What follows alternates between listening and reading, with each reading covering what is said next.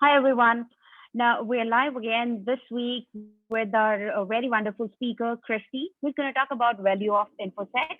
So let's hear more from her because she does a lot of work for kids and um, she's an InfoSec starter, but she does a lot of work for the blockchain for kids. So I want to hear from her what she does. Over to you, Christy.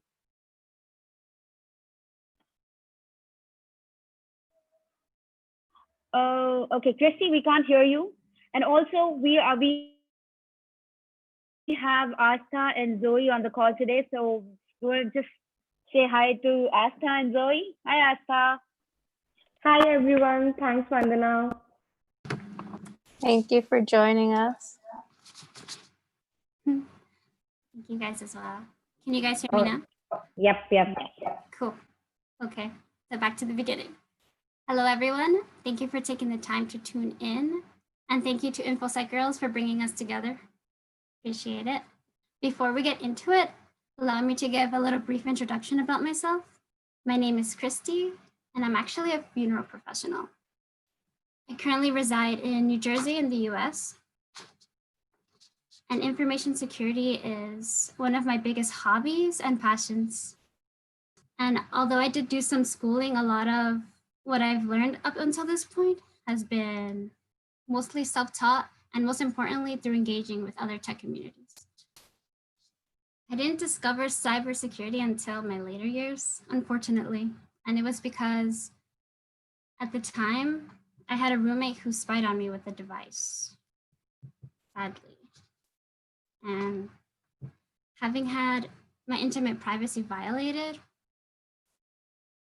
it made me obsessed with understanding the data. I wanted to understand how it was stored, how it was transmitted. If I deleted a file, could it still be recovered from the device's hard drive? All of that paranoia was horrible, and it led me to make the decision to seek out information and to educate myself so that I could prevent myself, lessen the risk of becoming a victim again. That's why I'm here today to tell all of you that information is power. So we only have a little less than 30 minutes to talk. So for the sake of this talk, I'm gonna simplify the concepts and get into it. First, we're gonna discuss what data is, the different types of data, why it's invaluable, and what it means to you. So we're gonna separate data into two categories. It's gonna be PII, which stands for personally identifiable information, and metadata. So personally identifiable information is any data that is particular to an individual.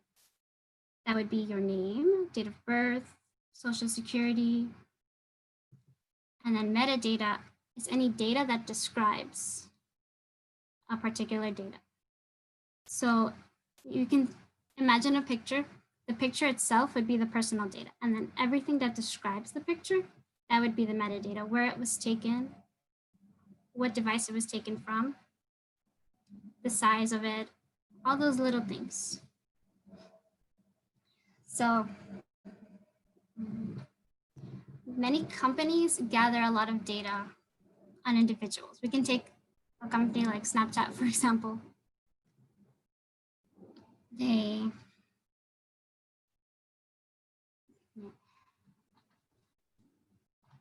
gather, people use it oftentimes, and we have this illusion that our data is protected and safe when it's sent, but it's still stored on their servers. And they might not know exactly what was sent, but they know all of the various different information about that, what was sent. Many jurisdictions have basic awareness laws that require companies and websites to tell their users that they will be accessing the cookies on their websites, and cookies represent the traffic of sites you've websited and all of your browsing history. So many of us, of course, we want to participate online, so we agree to this. But through those cookies is how a lot of companies and individuals gather this data about us. And all of this metadata paints a pictures, and it leads to clues to other data sets that can also lead to personal data. Now, data is invaluable. And this is because we don't always know who can read or access the data. And in the wrong hands, it's absolutely dangerous. Like, data can represent like the keys to your home. Like, if someone have those keys, they could do serious harm to you. A couple of weeks ago, I had a friend who he was a victim of a SIM swapping, which is not as common of a technique, but it still happens. Somehow the person gathered enough information on him to call the phone company he was using and trick them into thinking that he was switching his SIM card to transfer over his phone number. And they also had other personal information about him, and they used it to get into his bank accounts through the app and transfer money. Thankfully, he had like notifications set up, so he was able to receive an email while that was happening, and he logged in and called and saw it happen real time. And fortunately, he was able to stop it before all of the money was out. It was almost like $3,000. And the past few weeks, he's been going through all of his accounts, changing his passwords, unlinking his phone number. And it's a mess. You can imagine if we're careless with our data, it can cost us time, money, and do serious harm to us. And you don't know some personal data to you might be nothing, like your name, your birthday, you share it with your friends, but to someone else, you don't know who. We're good. Most of us are good people, and we don't like to think that there are malicious people out there, but you really don't know who your enemies are sometimes and who could be a predator to you. Like many companies, sometimes we have employees that have access to data that we give them. For example, I worked in a funeral home and I had access to credit card numbers, account information, personal information of clients. And as a funeral home, we gather lots of personal information on deceased people and the living ones. The kind of information, all the information on a death certificate can be used for identity theft. So it's interesting to see if we don't if we're not mindful of that, we can be careless and it can easily get leaked or accessed either through disgruntled employees, people who get into your network and just take it. Funeral industry is interesting because it's one of the more conservative, less open to change industries. So I like to use what I know in cybersecurity to make suggestions and improve the practices because sensitive information is handled on a daily basis at funeral homes. And many of them, unfortunately, they still send sensitive data through emails, unencrypted emails most, and it's bad. That being said, companies and people also monetize on data. You may have heard of big data. It's a very big booming industry because a lot of companies are literally standing on piles of this metadata that they have from their users. And information that they can analyze, to develop algorithms and targeted marketing to their users. It's always a battle between convenience and privacy. Like, yes, it can be convenient, the suggestions and ads that they make too, but it's also something to be wary about because all of us are susceptible to being socially engineered. And information about us can be used against us.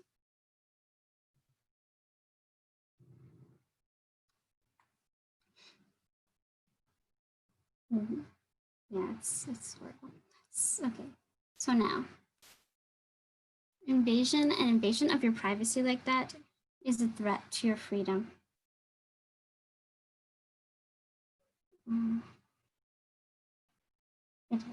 Because a lot of a lot of information that we hide, not that we hide, but that we have our private data that we text.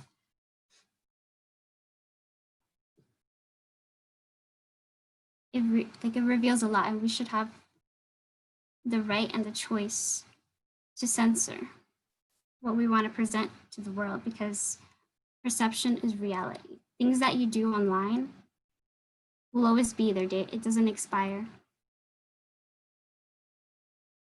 So that's important to consider. There's actually a very interesting TED Talk called The Future of Personal Data by Stuart Lacey. I was watching it a couple weeks ago. He goes into the monetization of data and how it would probably be more beneficial for the consumer if we started to sell our own data, because it is so valuable to others. Yeah. I actually really like the sticker I'm going to show you guys. I got it at a DEF CON 201 group in Jersey City. Oh, I see chat. Hold on. Yes. Okay. Good sticker. It says, "There is no cloud, just other people's computers." Very true. Very true. When we store information online, whatever we do, it goes to whatever company server we're interacting with, and then they have a copy of that. Now, I'm not trying, my intention is not to paralyze anyone with fear.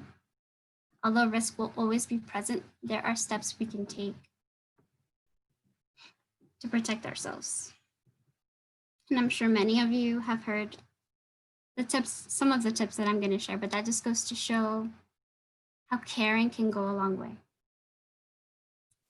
So some tips to stay safe online and protect your data. First and foremost, taking the initiative to learn from others. Others who are more knowledgeable than you in the area and who could provide insight. Never share, another one is never share passwords or sensitive information, especially online. That's valid both in person and even more so online. You don't, strangers, it's best to refrain from too much self-disclosure with strangers so you get to know them. Because sometimes you can make friends online and they'll trick you into thinking that you have a trust is being built, but oftentimes it can be a form of manipulation just to get information out of you and try to access your accounts, or sometimes even, blackmail and ransom. Many times, if something is too good to be true, it often is. Whether that be an email you receive saying that you've won a couple $100 or something, usually red flag, beware phishing. So we have to be smart clickers and be mindful of what we click.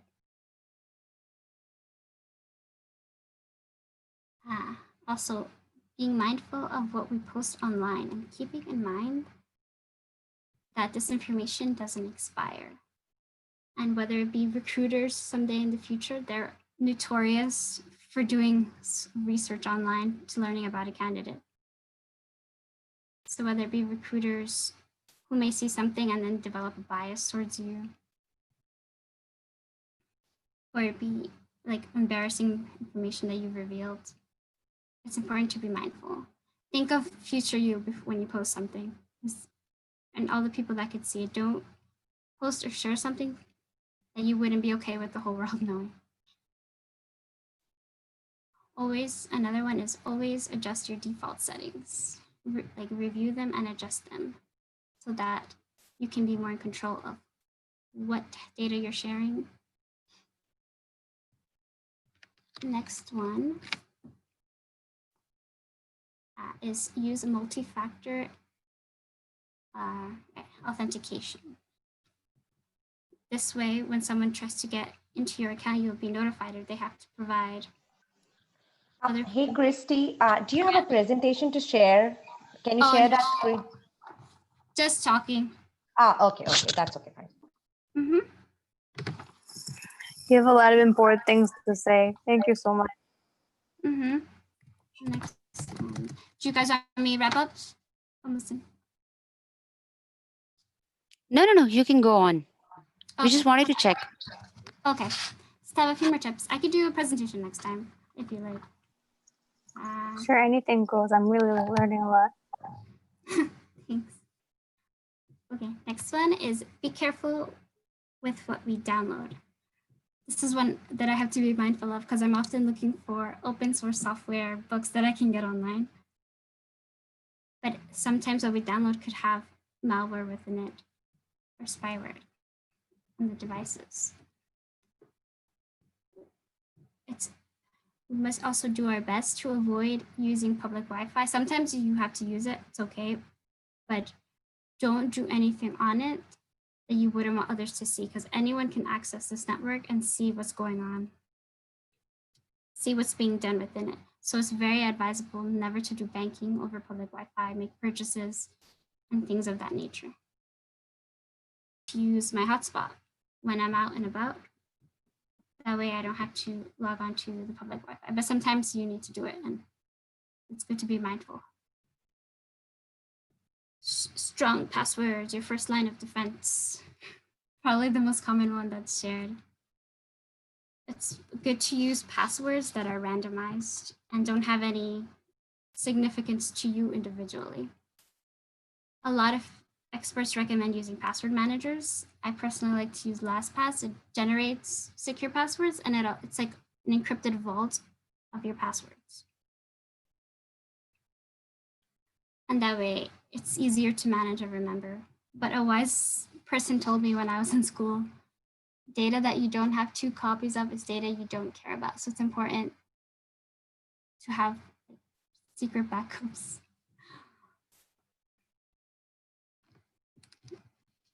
Another thing, I have 3 more things. And there's many more, but I'll leave you with those. PIN passcodes and on your phone and on your SIM card. That way, when people try to get in, they'll have to know that code. And it will be another line of defense. Use encrypted texting when possible. Most text messaging, emailing, most of that is clear text, so anyone within the network could see the content of that message. So when you use encrypted platforms, the message, although they might see the metadata, but the message itself is encrypted and they can't see. Signal is one of the best in the United States for encrypted text messaging. And a final tip I'll share is having a second phone number that no one knows about so that you can link it to your accounts. Yeah. Now, I want to challenge all of you to take the time to reflect on your online practices and find ways in which you can improve it. And then I challenge you to seek out more information to learn, because information is power. That's all I have for today. Hey, Awesome. Christy. I really like the message, especially now, and especially on social engineering. And I really love that quote, data you don't copy is data you don't recover. I actually wrote that down. Yeah, it was when a friend told me that in school, and it was very, like, it hit me. It's profound because it's true. And it's happened to me a lot of times where I have a copy of something and then I lose it. You don't know what's going to happen. No problem. Thank you for coming today and sharing your ideas. It was really Thank you great. for having me. Yeah. We look forward to see you again, Christy. Bye-bye. Definitely. Have a good Thank you day. very much. It was nice meeting you all. Bye-bye.